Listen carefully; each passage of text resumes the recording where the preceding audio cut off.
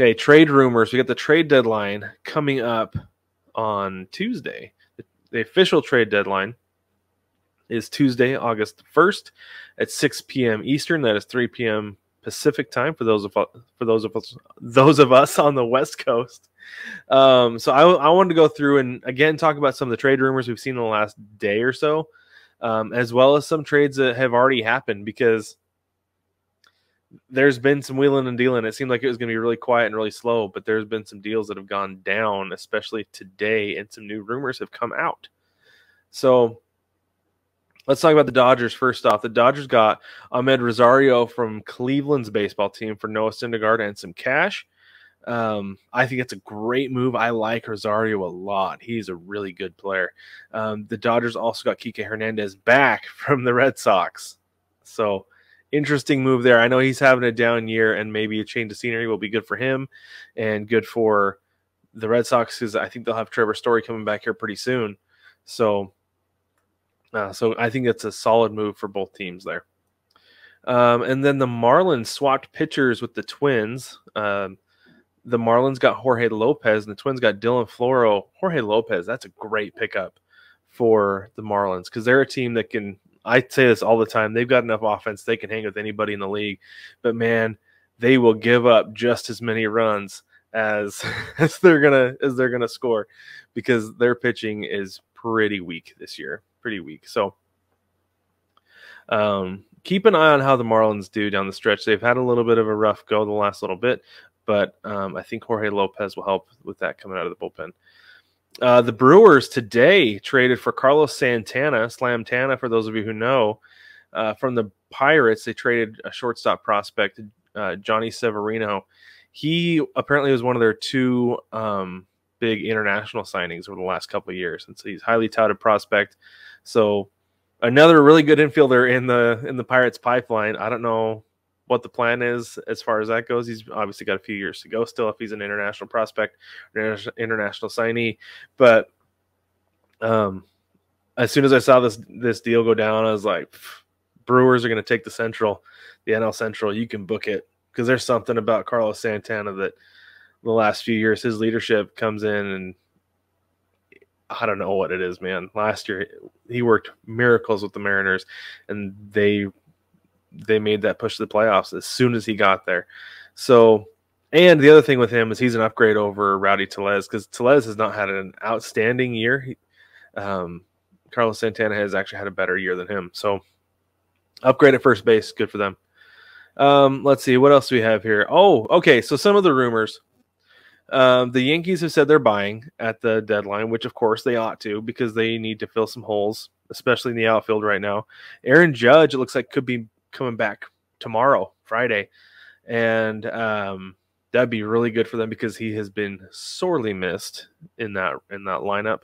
But they have their eye on Randall Grichuk with the Rockies. Would be a really interesting fit.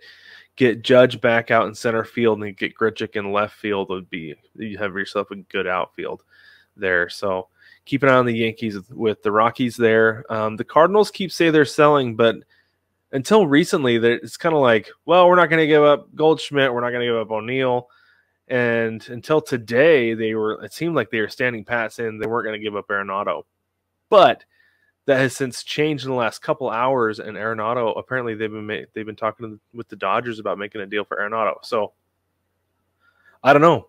That'll be really interesting as well to see what happens there, to see if Nolan Arenado ends up wearing Dodger blue. Other guys, I think that if the Cardinals really are going to sell and they're going to get rid of some guys, they're going to offload some guys, look out for Dylan Carlson, Tommy Edman, Paul DeJong, and possibly Lars Nootbaar, based on things that I've read over the last few days. I think if Lars Nootbaar is dealt, he will make a great addition to anywhere he lands. So there's that with the Cardinals. Some other guys who are drawing a lot of attention around the league, Tim Anderson. I mean, with the Giolito deal, right? It's like, well, shoot, how much? Like, do you even need to give anything up to get Tim Anderson? Because are the White Sox just giving players away? Like, what's going on there? So, I don't know. I would love to have Tim Anderson in Seattle. That'd be great.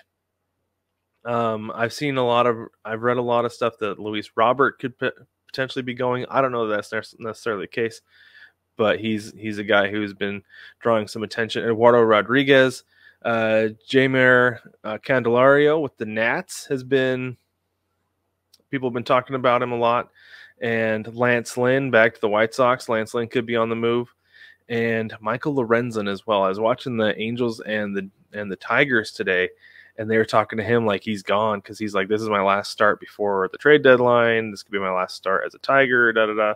So Michael Lorenzen could be on the move somewhere. I don't know where, but there are a lot of teams that want pitching, and so several guys that are on that list could be hot commodities going around. The Padres today said they're shopping Juan Soto, Blake Snell, and Josh Hader. That's awesome. We've been talking all year about, like, man, I don't know if the Padres can hold on to those guys because, like, Juan Soto is due up for free agency, I think, next year. And so it's like, you got to get rid of him. You got to trade him because you don't have TV money anymore that you're supposed to be getting from Bally, and you're not winning with him. So you might as well get rid of him. And it looks like they're shopping him. So, like I said, Juan Soto, Blake Snell, and Josh Hader are all on the block as well going into Tuesday. But this is something I was thinking about today. So this is the last thing about the trade deadline. I was thinking about this today, that we could be in for a really quiet deadline because there are 6.5 games separating 7 teams in the American League in the wild card. Then 5 games separating 6 teams in the National League wild card. You add 3 division leaders, the Rays in the East contending for the division there, and Cleveland contending for the division with the Twins. That's 18 total teams that are likely buying at the deadline, with 12 teams to sell that don't have a whole lot of commodities. So I feel like there's going to be a couple of really big deals. Like the White Sox have a lot of talent to get rid of, right? Like if they wanted to sell off everybody, they could be the hot garage sale down the street, right? But I don't know if that's necessarily going to be the case. I think they have guys they're going to want to hold on to. The Cards obviously have guys they want to hold on to. I don't think it's going to be as active and as explosive as we want it to be. I think we'll see a few more. I think Soto goes. I don't. Maybe Blake Snell. Jonathan India could be gone tomorrow though, because there are a lot of teams, or some teams that have pitching who could want him for the future. Seattle being one of them, and so I don't know. I just don't feel like there's going to be a whole lot of crazy moves going into the deadline.